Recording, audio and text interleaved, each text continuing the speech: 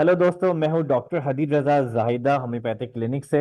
और आज की इस वीडियो के अंदर हम बात करने वाले हैं फूड एलर्जी पे। हम ये डिस्कशन करेंगे कि फूड एलर्जी क्या होती है, ये क्यों होती है, इसके रीजंस क्या होते हैं, इसके सिम्टम्स क्या होते हैं। फिर हम डिस्कशन करेंगे कि फूड इंटॉलरेंस क्या होता है, फूड एलर्जी में और फूड इंटॉलरेंस में क्या फ़र्क होता है। फिर मैं आपको वो होम्योपैथिक मेडिसिन बताऊंगा जिसका इस्तेमाल करके आप इस मसले से रिकवर हो सकते हो। So without any delay, let's get started.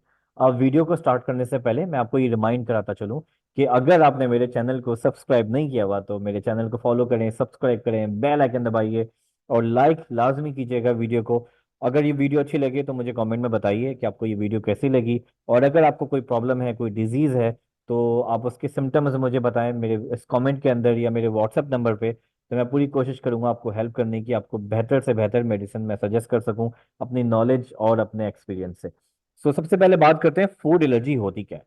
Food allergy वो एक्चुअली एक तरह का इम्यून डिसऑर्डर है, जिसमें होता ये है कि जब आप कुछ कंज्यूम करते हो, कुछ स्पेसिफिक चीज़ों से फूड एलर्जी होती है। बहुत ज़्यादा चीज़ें नहीं है, अकॉर्डिंग टू रिसर्च बहुत ही कुछ लिमिटेड चीज़ें आई हैं, अभी तक रिकॉर्ड हुई हैं जिनसे लोगों को फूड एलर्जी होती है।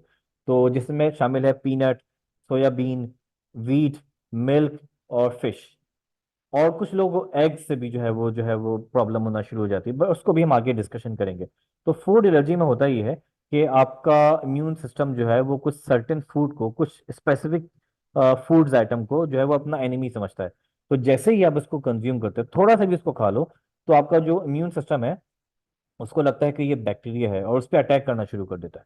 तो जिसकी वजह से क्या होता है, आपके पूरी बॉडी पे रैशेज हो जाते हैं, आपकी बॉडी में इचिंग होना शुरू हो जाती है। उसके सिम्टम्स क्या होंगे फूड एलर्जी के, कि बॉडी में रैशेज होंगे या पूरे बॉडी में आपको इचिंग हो जाएगी, पूरी बॉडी आपकी लाल हो जाएगी, फेस रेड हो सकता है, या फेस स्वाइल भी हो सकता है।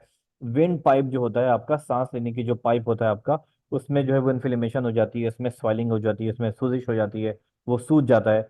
तो सांस लेने में प्रॉब्लम होती है। फूड एलर्जी के अंदर आपको एलर्जिक रिएक्शन ये भी होता है कि आपको नज़ला हो जाता है, साइनस जो है आपको प्रॉब्लम्स आना शुरू हो जाती हैं, आपका नेजल सेंसिटिविटी हो जाती है, आपको रनी नोज होने लगता है, आपको बहुत ज़्यादा स्नीजिंग होने लगती है, आप बार बार छींकते रहते हो। तो फूड एलर्जी जो है वो एक तरह का इम्यून डिसऑर्डर है, जिसमें कुछ सर्टेन फूड्स होते हैं जिसको आप कंज्यूम करते हो तो आपकी बॉडी उसका एक एलर्जिक रिएक्शन देती है। और ये बहुत ही सीवियर प्रॉब्लम है, इसको बिल्कुल भी नज़रअंदाज नहीं करना चाहिए। लेकिन ये बहुत ज़्यादा कॉमन नहीं है, बहुत कम लोगों को होती है, ये बहुत ज़्यादा कॉमन बीमारी नहीं है। और ख़ास तौर पे उन लोगों को होती है जो बहुत ही ज़्यादा बचपन से हाइजेनिक होते हैं, और उन लोगों को होती है जो जेनेटिक जिनको मिला होता है। मिसाल के तौर पे अगर आपके पेरेंट्स को, आपके मदर को, फादर को, मम्मी पापा को फूड एलर्जी है, तो चांसेस हैं कि आपको भी फूड एलर्जी हो जाएगी। तो ये या तो जेनेटिक होती है या फिर अकॉर्डिंग टू रिसर्च ये बहुत ज़्यादा हाइजीन जब इंसान मेंटेन करके रखता है, या बहुत ज़्यादा जब वो हेल्थ कॉन्शियस रहता है, बिल्कुल हर वक्त हाथ धोता रहता है, उसका उसका जो बॉडी एक्सपोजर है वो बैक्टीरिया से बहुत कम होता है।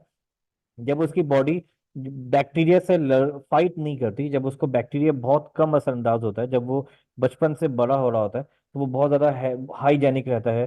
तो बैक्टीरिया का एक्सपोजर उसकी बॉडी को बहुत कम होता है, उसका इम्यून सिस्टम बहुत कम बैक्टीरिया से फाइट करते हैं, तब भी जो है वो फूड एलर्जी हो जाती है। लेकिन ज़्यादातर ये इम्यून डिसऑर्डर जो होता है वो जेनेटिक होता है। तो अगर आपको पेरेंट्स को होता है तो ये आपको खुद पे खुद ही हो जाता है। तो इसका फिलहाल कोई स्पेसिफिक इलाज नहीं है कि आप उसका इलाज करोगे तो ठीक हो जाओगे। इसका इलाज परहेज होता है। इसका इलाज फिलहाल यही होता है कि जिन चीज़ों से आपको एलर्जी है वो चीज़ आप कंज्यूम करना बंद कर दो। अकॉर्डिंग टू रिसर्च, मैं भी गूगल कर रहा था तो मैंने देखा कि मोर देन 30,000 पेशेंट जो होते हैं हर साल अमेरिका में एलर्जिक रिएक्शन फूड एलर्जी की वजह से इमरजेंसी में लाए जाते हैं। अमेरिका में पीनट एलर्जी बहुत ज़्यादा कॉमन है। ये इतना डेडली रिएक्शन होता है कि आपकी इससे जान भी जा सकती है अगर आप इसका फौरन से इलाज ना करो तो। होता ही है कि फूड एलर्जी में आपका विंड पाइप जो होता है ना, ये इसमें ना इन्फ्लेमेशन हो जाती है, इसमें सूजिश हो जाती है, ये सॉइल हो जाता है, तो सांस लेने में प्रॉब्लम होती है, तो आप चोक हो जाते हो फौरन से। आपका जो है वो ब्रीथिंग प्रॉब्लम हो जाता है, आप सांस नहीं ले पाते। तो ये बहुत ज़्यादा कह लो कि डेडली है, बहुत ज़्यादा प्रॉब्लमेटिक है, इसको फौरन से अटेंशन देना चाहिए। Apart from that food allergy में कुछ छोटे छोटे सिम्टम्स भी होते हैं, क्योंकि हर किसी को विंड पाइप चोक नहीं होता, हर किसी के साथ सांस लेने में प्रॉब्लम नहीं होती, और ना ही हर किसी को जो है वो बहुत ज़्यादा जो है वो फेस में स्वेलिंग आ जाती है या बहुत ज़्यादा इचिंग शुरू हो जाती है।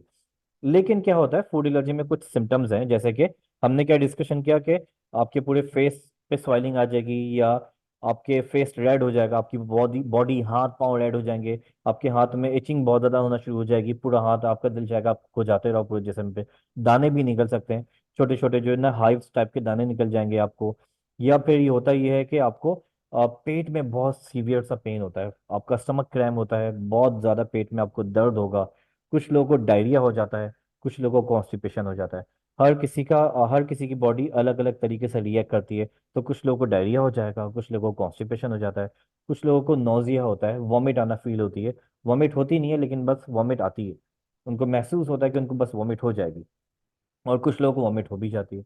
तो फूड एलर्जी जो है वो बहुत ही ज़्यादा कॉमन नहीं है, बट जिन लोगों को होता है ये प्रॉब्लमेटिक होता है, वो उस प्रॉब्लम्स को समझ सकते हैं। तो फूड एलर्जी अगर आपको है तो होम्योपैथिक में आपका बहुत अच्छा इलाज हो सकता है। वीडियो के एंड पे मैं आपको उसकी दवाइयाँ बताऊंगा। अब हम बात करते हैं फूड इंटॉलरेंस पे। फूड इंटॉलरेंस क्या होता है?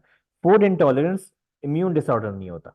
फूड इंटॉलरेंस सिंपल सा ये होता है कि आपका जो स्टमक है, आपका जो डाइजेस्टिव सिस्टम है, वो कमजोर है, वो वीक है। तो वो सर्टेन फूड्स को क्विकली रैपिडली डाइजेस्ट नहीं कर रहा, वो उसको ठीक से एक्सेप्ट नहीं कर रहा। तो फूड इंटॉलरेंस जो होता है उसमें ऐसा नहीं होता कि अगर आपको जब थोड़ा सा भी वो खा लें तो आपको जो है वो एलर्जिक रिएक्शन हो जाएगा, आपकी जो ना सांस बंद हो जाएगी, आपका नजला शुरू हो जाएगा, नहीं। फूड इंटॉलरेंस फर्क में ये सब चीज़ें नहीं होती। फूड इंटॉलरेंस में क्या होता है कि आपको मिसाल के तौर पे दूध से एलर्जी है, आपको मिल्क इंटॉलरेंस है, तो क्या होगा कि आप जब मिल्क पियोगे तो आपके पेट में दर्द शुरू हो जाएगा, आपको डायरिया हो जाएगा, लूज मोशन हो जाएंगे या कॉन्स्टिपेशन हो जाएगा। ये होता है फूड इंटॉलरेंस। तो फूड इंटॉलरेंस इतना ज़्यादा प्रॉब्लमेटिक नहीं होता, और फूड इंटॉलरेंस बहुत जल्दी ठीक भी हो जाता है।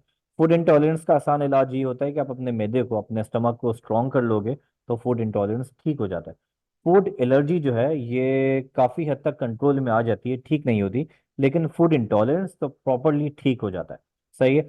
अच्छा, अक्सर लोग समझते हैं कि उन्हें फूड एलर्जी हो गई, ये होता वो फूड इंटॉलरेंस है। तो फूड एलर्जी फूड इंटॉलरेंस में ये फ़र्क है जो हम क्लिनिकली देखते हैं, कि फूड इंटॉलरेंस में आपके बस पेट में दर्द होगा, या फिर आपको डायरिया हो जाएगा, मोशन हो जाएगा या वॉमिट होगा। लेकिन फूड इंटॉलरेंस में आपको कोई एलर्जिक रिएक्शन नहीं होता, जैसे कि आपको कोई स्किन एलर्जी नहीं होगी, या आपको नज़ला नहीं होगा, आपको जो है ना साइनस प्रॉब्लम नहीं होगा, आपको छींक पे छींक नहीं आएगी। सही है। तो ये एक फर्क रहता है, ये आपका विंड पाइप सॉइल नहीं होगा, सांस लेने में प्रॉब्लम नहीं होगी। ये फर्क रहेगा फूड इंटॉलरेंस में और फूड एलर्जी में। अ, कुछ मेजर किस्म के फूड इंटॉलरेंस होते हैं, जैसे कि वीट इंटॉलरेंस होता है कुछ लोगों को, और कुछ लोगों को वीट एलर्जी होती है। कुछ लोग जब थोड़ी सी रोटी खाते हैं तो उनके पेट में जो है वो शदीद जो है वो दर्द शुरू हो जाता है, डायरिया हो जाता है, या वो जो बाकी स्किन रिएक्शन होता है या नज़ला शुरू हो जाता है वो होता है। और कुछ लोगों को थोड़ी सी रोटी खाने से कुछ नहीं होता, वो जब 2 या 3 रोटी खा लें तब जाके उनको कॉन्स्टिपेशन या डायरिया होता है, अगर वो आधी रोटी खाए तो उनको कुछ नहीं होता। तो ये फूड इंटॉलरेंस में शामिल होगा। कुछ लोगों को दूध से जो है वो प्रॉब्लम होता है, मिल्क इंटॉलरेंस होता है, उनका जो लैक्टोस इंटॉलरेंस जिसे हम कहते हैं, कि उनकी जो बॉडी है वो मिल्क के जो लैक्टोस होता है उसको प्रॉपरली डाइजेस्ट नहीं कर पाती। तो अगर वो थोड़ा सा दूध पिए तो उनको कुछ नहीं होगा, अगर वही दूध वो अगर मिल्क शेक में डाल के पी लेंगे तो कुछ नहीं होगा, अगर वो डेयरी प्रोडक्ट्स खा लेंगे तो कुछ नहीं होगा, लेकिन अगर वो डायरेक्टली दूध पियेंगे तब उनके पेट में दर्द शुरू हो जाएगा, या उनको डायरिया हो जाएगा, कॉन्स्टिपेशन हो जाएगा। तो ये इसीलिए हम इसको मिल्क या लैक्टोस इंटॉलरेंस या मिल्क इंटॉलरेंस कहते हैं, मिल्क एलर्जी या लैक्टोस एलर्जी नहीं कहेंगे। Getting it? तो लैक्टोस इंटॉलरेंस कॉमन है, उसके अलावा पीनट एलर्जी बहुत ज़्यादा कॉमन है, लोगों को पीनट एलर्जी होती है कि इतनी ज़्यादा सीवियर एलर्जी हो जाती है कि आपको हॉस्पिटल जाने की नौबत आ जाती है, सांस रुक जाती है, वो प्रॉपरली एलर्जी कहलाती है। कुछ लोगों को होता ही है कि उनको फिश से या एग से एलर्जी होती है, तो वो थोड़ा सा भी फिश खा लें तो उनको वही एलर्जिक रिएक्शन होता है, उनके पूरे चेहरे पे जिस्म पे खारिश हो जाती है। कुछ लोगों को एग इंटॉलरेंस होता है कि वो जब अंडा खाते हैं, एग खाते हैं, तो उनके पेट में दर्द होता है, पेट में गैस हो जाती है, कॉन्स्टिपेशन हो जाता है। तो आपने ये इतना डिटेल में समझाने का मकसद ये है कि आप पहले देखें कि आपको फूड एलर्जी है या फूड इंटॉलरेंस है। हमारे पास क्लिनिक में बहुत सारे पेशेंट आते हैं जो बोलते हैं कि हमें फूड एलर्जी है, लेकिन जब हम उनसे डिस्कशन करते हैं, बात करते हैं, तब पता चलता है कि उनको फूड इंटॉलरेंस है, और जब फूड इंटॉलरेंस की दवाई दी जाती है तो वो ठीक हो जाते हैं। तो फर्क होता है फूड एलर्जी में, फूड इंटॉलरेंस में। अगर आप खुदा ना खास्ता इस प्रॉब्लम का शिकार हैं तो पहले एनालाइज कीजिए कि आपको फूड एलर्जी है या फूड इंटॉलरेंस है। ठीक है। अब हम बात करते हैं उन होम्योपैथिक मेडिसिन के बारे में जिनका इस्तेमाल करके आप जो है वो बहुत जल्दी रिकवर हो सकते हैं और इस मसले से बाहर आ सकते हैं। सबसे पहले अपने मैदे को, अपने स्टमक को, अपने डाइजेस्टिव सिस्टम को स्ट्रॉन्ग करने के लिए जो पहली मेडिसिन हम हर मरीज को देते हैं वो है लाइकोपोडियम। लाइकोपोडियम हम 30 की पावर में देते हैं। तो जिस मरीज को जो है वो स्टमक प्रॉब्लम रहता है, या जिसको वीट एलर्जी है, या जो भी कुछ खाना खाता है तो फौरन से जो है वो कह लो कि डाइजेस्टिव सिस्टम उसका बहुत वीक रहता है, उसको डायरिया रहता है, पेट में गैस रहती है, खाना खाते ही पेट में गैस हो जाती है, या कॉन्स्टिपेशन रहता है, या जो है वो नौजिया होता है, खाना खाने के बाद वॉमिट जैसा फील होने लगता है, ठीक से वो खाना नहीं खा पाता। तो लाइकोपोडियम 30 बहुत ही ज़्यादा इफेक्टिव मेडिसिन है, जो इस मसले से आपको बहुत जल्दी रिकवर कर सकती है, रिलीफ दिला सकती है।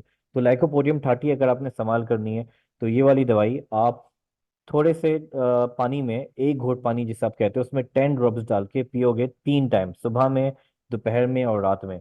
तो इससे आपका स्टमक जो है वो, आपका जो डाइजेस्टिव सिस्टम है, सॉरी, आपका जो डाइजेस्टिव सिस्टम बहुत ज़्यादा जो है वो बेहतर रहेगा। आपका स्टमक स्ट्रांग होगा। आप जो भी खाना खाओगे वो प्रॉपरली ठीक से डाइजेस्ट होगा। आपका जो फूड इंटॉलरेंस वाला मैटर है वो बहुत जल्दी बेहतर हो जाएगा। जिन लोगों को वीट एलर्जी होती है उनके लिए लाइकोपोडियम बहुत ही इफेक्टिव मेडिसिन है। जो वीट एलर्जी का शिकार होते हैं, अब जाहिर सी बात है वो रोटी खाना तो बंद नहीं कर सकते, तो उनके लिए क्या करते हैं कि लाइकोपोडियम 30 जब भी आप खाना खाएं, जब भी आप रोटी खाएं, उससे 10-15 मिनट पहले लाइकोपोडियम 30 का इस्तेमाल कर लें। लाइकोपोडियम 30 एक घोट पानी में पी जाएं, फिर खाना खाएं। तो उससे ये होता है कि काफ़ी हद तक वीट एलर्जी पे आपको, वीट इंटॉलरेंस पे या वीट एलर्जी पे आपको कंट्रोल हो जाएगा। अगर आपको वीट एलर्जी है तो आपको बहुत आसानी हो जाएगी इसमें, आप उसको इजीली कंज्यूम कर सकोगे। इतना आपको कह लो कि हाइपर एक्टिव रिएक्शन नहीं मिलेगा वीट एलर्जी का, आपको रैशेस नहीं होंगे, आपको पेट में दर्द नहीं होगा। तो लाइकोपोडियम 30 वीट एलर्जी को बहुत ही ज़्यादा हेल्प करती है कंट्रोल करने के लिए। तो अगर आप वीट एलर्जी का शिकार हैं तो लाइकोपोडियम 30 का इस्तेमाल करें और कमेंट में मुझे बताइए। अपार्ट फ्रॉम दैट, कुछ लोगों को जो होता है वो मिल्क इंटॉलरेंस होता है, कुछ लोगों को जो है वो दूध हजम नहीं होता, तो लैक्टोस इंटॉलरेंस जिसे हम कहते हैं। तो जिन लोगों को लैक्टोस इंटॉलरेंस होता है उनके लिए जो सबसे अच्छी मेडिसिन है वो है नेट्रम म्योर 30। नेट्रम म्योर 30 आपको बहुत हेल्प करती है लैक्टोस इंटॉलरेंस को ख़त्म करने के लिए। और अगर आप जैसे ही दूध पीते हो तो आपके पेट में गैस होना शुरू हो जाती है, तो नेट्रम म्योर आपको बहुत ज़्यादा हेल्प करेगी। आप नेट्रम म्योर खा के अपने स्टमक को बहुत ज़्यादा बेहतर कर सकते हैं, और लैक्टोस इंटॉलरेंस वाले मसले से बहुत जल्द आप रिलीफ हासिल कर सकते हैं। अपार्ट फ्रॉम डेट, कुछ लोगों को एग से बहुत प्रॉब्लम होता है, वो जैसे ही बॉयल एग खाते हैं या स्क्रैम्बल एग खाते हैं तो उनके पेट में दर्द शुरू हो जाता है, गैस्ट्रिक पेन होता है, कॉन्स्टिपेशन हो जाता है। तो जिन लोगों को एग से एलर्जी होती है दोस्तों, उनको कॉल्चिकम 30 बहुत ज़्यादा हेल्प करेगी। तो अगर आपको एग से एलर्जी है, अगर आप अंडे से एलर्जिक, आपको रिएक्शन हो जाते हैं, अंडा खाते ही आपको आपको जो है वो प्रॉब्लम्स होना शुरू हो जाती हैं, आपको गैस होती है पेट में, तो अगर आपको अंडे से कोई प्रॉब्लम है तो आपको कॉल्चिकम 30 बहुत ज़्यादा हेल्प करने वाली है। कुछ लोगों को फिश से बहुत एलर्जी होती है, कुछ लोगों को फिश खाते ही जो है उनकी तबीयत खराब हो जाती है, पूरे चेहरे पे जो है वो रेडनेस हो जाती है, इचिंग होना शुरू हो जाती है। कुछ लोगों को फिश खाते ही पेट में जो है वो दर्द हो जाता है, लूज मोशन होना शुरू हो जाते हैं। तो जिन लोगों को फिश से बहुत ज़्यादा प्रॉब्लम होती है उनके लिए अर्टिका अर्टिका यूरिन 30 बहुत इफेक्टिव है। अर्टिका 30 फिश एलर्जी के लिए बहुत ही इफेक्टिव दवाई है। अगर आपको फिश से कोई मसला है, फिश आपको एलर्जी है, तो अर्टिका 30 आपको बहुत ज़्यादा हेल्प करने वाली है। तो फिश एलर्जी से अक्सर चेहरे पे बहुत ज़्यादा इचिंग भी होती है, दाने भी निकल आते हैं, हाथों पे आपके जो आर्म्स बहुत ज़्यादा इचिंग होती है। तो अर्टिका 30 आपको इचिंग में भी बहुत ज़्यादा रिलीफ देगी। तो अगर आपको फिश एलर्जी है और आपको इचिंग भी बहुत होती है फिश खाते ही, तो अर्टिका 30 आपको बहुत ज़्यादा हेल्प करने वाली है। आखिरी बात जो बहुत इंपॉर्टेंट है कि हम नॉर्मल एलर्जिक रिएक्शन में हम ऐसा फोर्टीटा 30 और हाइड्रोसिस 30 जो है ना, मैं ज़ाती तौर पे अपने हर मरीज को ऐसा फोर्टीटा 30 और हाइड्रोसिस 30 का इस्तेमाल करवाता हूँ। तो अगर आपको जो है मैं लैकोपोडियम दे रहा हूँ तो मैं लैकोपोडियम के साथ ऐसा फोर्टीटा और हाइड्रेसिस दे दूंगा। अगर आपको कॉल्चिकम दे रहा हूँ तो मैं कॉल्चिकम के साथ ऐसा फोर्टीटा और मैं हाइड्रेसिस दे देता हूँ। तो ऐसा फोर्टीटा और हाइड्रेसिस आपके स्टमक को बहुत ज़्यादा ना स्ट्रॉन्ग करती है, आपको जो है वो कॉन्स्टिपेशन नहीं होता, आपको एसिडिटी नहीं होती, आप जो खाना खाते हो वो इजीली डाइजेस्ट हो जाता है, पेट में गैस नहीं होती, डायरिया नहीं होता। तो जो लोग ऐसा फोर्टीटा और हाइड्रेसिस का इस्तेमाल करते हैं उनका मैदा बहुत स्ट्रांग रहता है, उनको एसिडिटी कभी भी नहीं होती और उनको कॉन्स्टिपेशन नहीं होता। तो अगर आपको फूड एलर्जी है या आपको किसी भी किस्म का जो है वो इंटॉलरेंस है, तो अगर आप लाइकोपोडियम खा रहे हैं या अर्टिका खा रहे हैं या कॉल्चिकम खा रहे हैं, तो उसके साथ एसोफोटिडा और हाइड्रेसिस अगर आप मिला के खाएंगे तो आपको बहुत ही ज़्यादा मैजिकल रिजल्ट देखने को मिलेगा। वीडियो के एंड में मैं आपको एक बात याद कराता चलूं कि कुछ लोगों को जो है वो जब बहुत ज़्यादा एलर्जी होती है तो उनका जो है वो विंड पाइप जो है वो ब्लॉक हो जाता है और उनको सांस नहीं ली जाती। तो ज़्यादा ये पीनट से होता है। अगर आपको पीनट एलर्जी है तो आपको फौरन से हॉस्पिटल जाना चाहिए। फिर आपको होम्योपैथिक दवाई पे बिल्कुल भी रिलाई नहीं करना चाहिए। अब क्योंकि आपको फौरन ट्रीटमेंट चाहिए, आपको इमरजेंसी में जाना पड़ेगा और फौरन से आपको इंजेक्शन लगेगा ताकि आप वापस ब्रीथेबल कंडीशन में आओ, नॉर्मल कंडीशन में आओ। तो अगर आपको पीनट एलर्जी है, तो अगर आपने गलती से पीनट एलर्जी में थोड़ा सा भी पीनट कंज्यूम कर लिया, आपकी तबीयत खराब हो गई है, तो बिल्कुल भी जो है वो आप टाइम ज़ाया नहीं करेंगे और फौरन से जाके अपना इमरजेंसी में जाके इलाज करवाएंगे। वीडियो के एंड पे आपको ये डिस्क्लेमर देता चलूंगा, जितनी भी वीडियोस पे हमने जो भी मेडिसिन हम डिस्कशन करते हैं वो आपकी इन्फॉर्मेशन, आपकी एजुकेशन के लिए है। तो मैं रिकमेंड ये करता हूँ कि कोई भी दवाई खरीदने से पहले किसी भी डॉक्टर को लाजमी दिखाया करें। उसको ये दवाई दिखा के उससे ओपिनियन ले लिया करें और फिर ये दवाई खाया करें।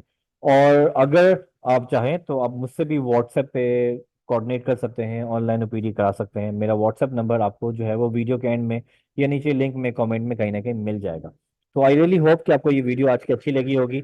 वीडियो पे एंड पे मैं आपको रिमाइंड कराता चलूँ कि आपने मेरी वीडियो को लाजमी जो है वो लाइक करना है और कमेंट में मुझे बताना है कि वीडियो कैसी लगी। अल्लाह हाफिज़। I will see you in the next video. Bye.